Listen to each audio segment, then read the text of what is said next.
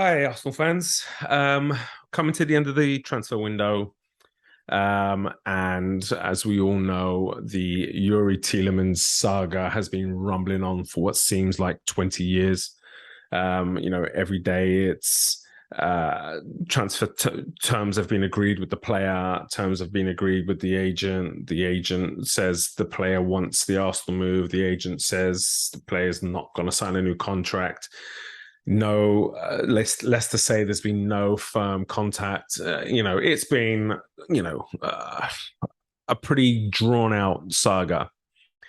So we're in the final week, and so I wanted to take a little bit of a closer look at Yuri Tielemans, just to see kind of what kind of a player he is, what he offers, and how he fits in or benefits the Arsenal team. So let's get into it.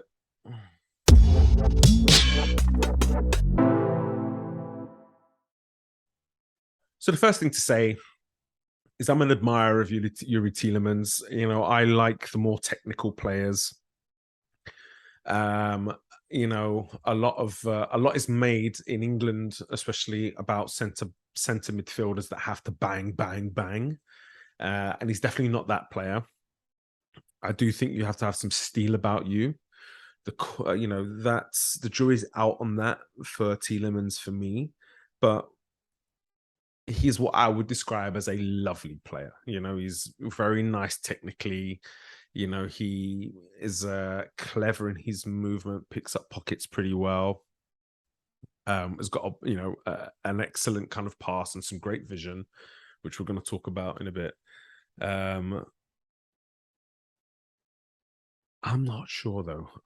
I'm just not sure how he fits into our team. First of all, Yuri Tielemans for Leicester City has been playing this season, especially, has been playing on the right-hand side.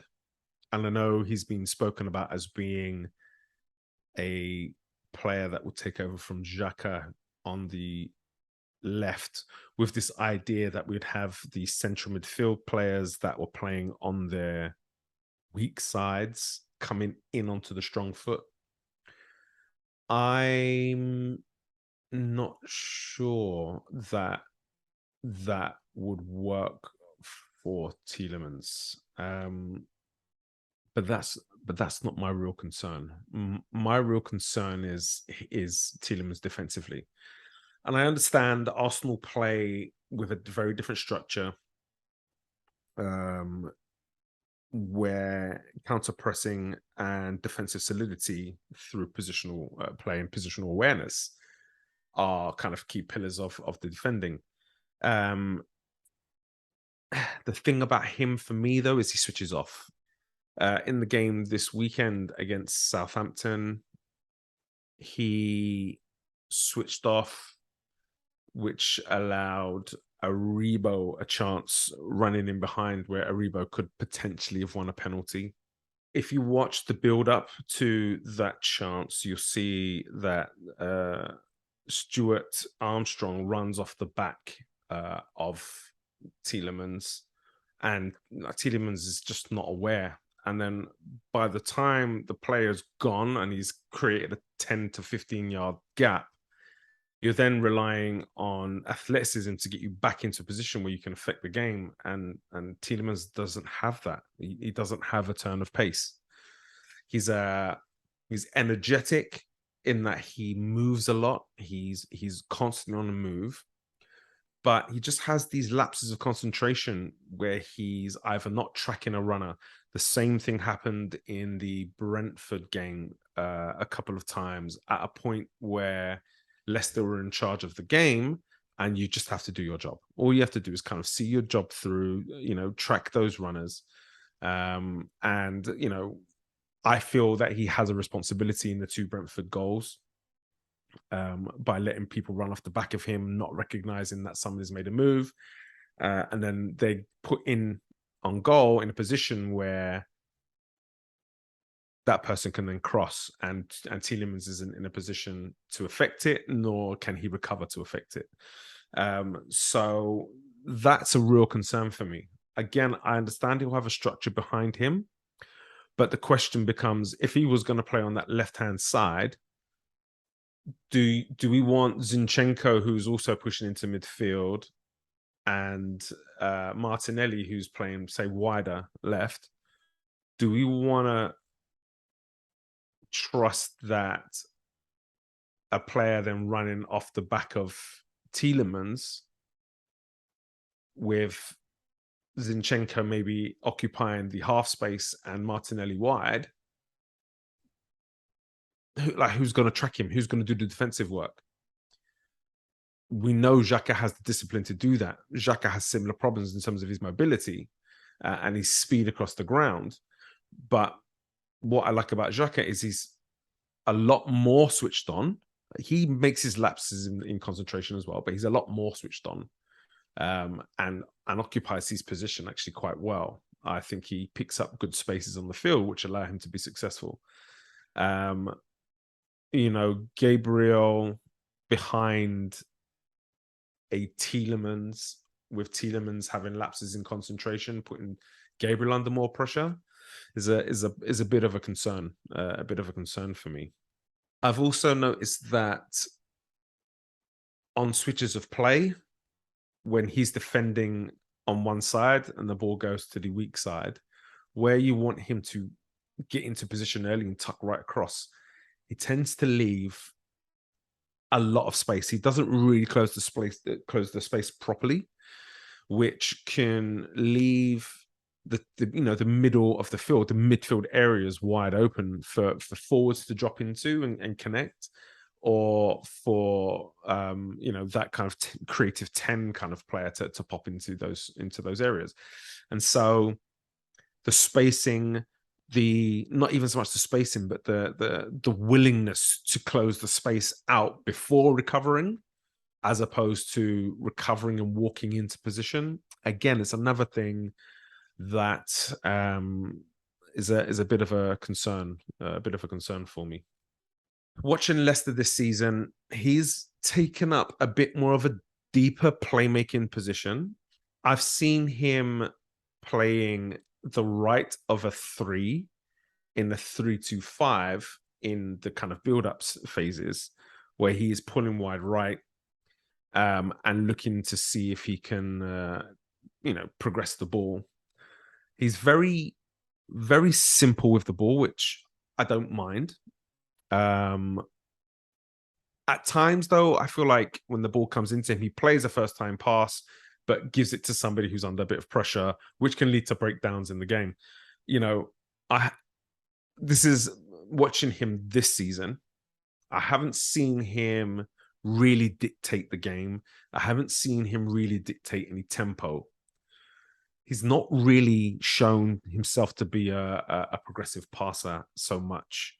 And I think looking at his statistics over his career, 1 in 10 passes is forward. It's about 10% of his passes go forward. So he seems to be a little bit more of a facilitator, in that you give him the ball and he'll pass it on to the next person, he'll pass it on to the next person, which is kind of that perfect role for a 6, holding midfield player. But when you don't have the mobility to play as a sole 6, there's questions need to be asked.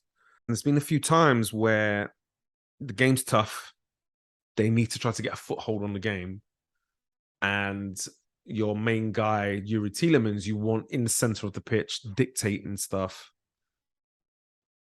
And he just seems to kind of drift off to the right. And even when there's opportunities and a space for him to come into, he doesn't really seem to come into the space that much. He kind of hangs out in the wide area, not even in that right half space. A lot of the time, he's out in the right-sided channel, which I find strange, because he's a player that can pick a pass. He's a player that can kind of drop the ball in at different angles with great weight and good vision. And so I don't know whether it's coaching instruction or whether he's just going through the motions because he wants to move. But again, this speaks to professionalism. All right, you want to move, but I still expect you to do the job. I still expect you to honor your teammates and honor your club and honor your contract. Go out there and put the work in. and it just, it seemed a little bit like he's phoning it in recently. And then when you look at how we play, we're playing with a much more advanced 8 in Xhaka. Tielemans doesn't really seem to be that kind of player that gets into the box. At the moment, his outputs are better than what we have in Xhaka at the moment. I think Yuri Tielemans is averaging around about 10 goals and assists a season, which is pretty good for for a central midfield player, and not somebody who is a goal scoring 8, for example. So, the contribution is good. He's also had a Jamie Vardy playing in front of him. He's also had a Maddison playing in front of him, who don't play against a low block regularly. We know Jamie Vardy is a player who likes to move into space and run into the spaces behind. We know that Maddison can also do the same and arrive in the box late, and as part of that second line of the attack. But usually the team is being given some space to attack into, and Arsenal aren't really afforded that. Arsenal, we tend to have to play against the low block a lot, and so where do those assists come from? He's not a player that gets into the box very often. I think he's averaging, in terms of his touches across his career, he's averaging 2% of his touches being in the opposition penalty area. So he's not a player that likes to get into the penalty area and kind of get on the end of things, and like Xhaka has been doing this season. So again, there's a difference in the role, and I wonder how that would work. In terms of the attacking side of his game, I mentioned there's 10 goals, assists, which is kind of like his greatest return from a season, which is a good return. 43% of his shooting on target, which is a great statistic, a really good number. He's also got a nice high pass completions, very tidy with the ball. But like I say, 1 in 10 of his passes is forward, and a lot of his passes are to facilitate very short passes, just to kind of maintain possession, maintain sort of the momentum of the game. For a player who we see as being a creative player, technical vision, he's averaging 1.3 key passes a game. I mean, you're looking at that being in the kind of 45 range, 50 range key passes per season, which is not bad. I do feel like if we're going to be bringing him in to play in a role, in an advanced role, I'd like that number to be a little bit higher. He's also averaging kind of 2.8 shot creating actions a game, which is better. That obviously shot creating actions means he's involved in up to the 2 passes before the shot. And so he may not be the person that's delivering that final ball leading to the shot, but he's involved in the play. And again, I feel like that's something somebody can do from a slightly deeper position. But what we've seen from Xhaka, who's been breaking into the box and trying to get on the end of things, how does Tielemans fit into that? Are we going to change that and have Tielemans as the player that's pulling strings with Odegaard getting into the box on the other side, or Vieira getting into the box on the other side? It doesn't really suit the other 2 players' game either. And I kind of feel like by bringing him in, we're bringing in someone that's very similar to a Vieira or very similar to a Odegaard. So, I mean, some of the benefits, he's massively experienced as a full international. And so, you're bringing somebody who has pedigree at the kind of international level, not really had that much Champions League football, but has played a lot of European football. You're also looking at somebody who understands the game and does a good job of organizing and talking, and tactically is quite astute. I worry about the defensive things. We're a high pressure team. He doesn't exude high pressure. Just this season, a couple of the goals that have been conceded have come from him not getting out to a player quickly enough, just kind of not working hard to get into the position where he can then be compact for his team And then where he's out of position, when the ball is then set to someone, him having to get out to that player to put them under pressure, and he's late. And James Ward-Prowse puts a ball in for Che Adams to finish. Or he doesn't quite get out to the player, and the player then puts the ball in for Ivan Toney to take a first touch in the 6-yard box and finish. And that may not necessarily be his role in our team, but what we know is Arteta wants every person to be involved. We understand that if one person is switched off during that high pressure moments when we're trying to win the ball back, it can all break down. And I haven't seen enough from Tielemens that he can be switched on enough to impact that side of the game, which is a huge part of our game, to be fair. I think all in all, he's a player with great quality. I don't see how he fits into our team. We're looking at bringing in somebody who's an upgrade on what we have. And this should be for a team like Arsenal, with the way we've been performing, with the improvements we've had in our squad. We should only be looking to bring in players that are going to be able to challenge quite quickly for first team football. Tielemens has quality. He is a player who, with enough behind him, sticking him a bit further forward as that 10, that creative player, he can do damage going forward. I think that can't be questioned. The thing about this Arsenal team now is this Arsenal team needs to learn how to keep possession of the ball, how to dictate tempo, how to take the sting out of the game, so that we don't have to go into evasive action when defending. And my worry about Tielemens is that he's just defensively a little bit too relaxed, doesn't have a great awareness, isn't quick where he can be, intense and put people under pressure or recover quickly. Doesn't close the spaces and recognize danger early enough. I think for a low fee, as somebody that could come in and improve the squad, I wouldn't be totally against that. But for a big fee, for 35 million plus last year of his contract, I would say we shouldn't be doing that. We should be maybe waiting to see if we can pick him up on a free or in the January window for a much lower fee.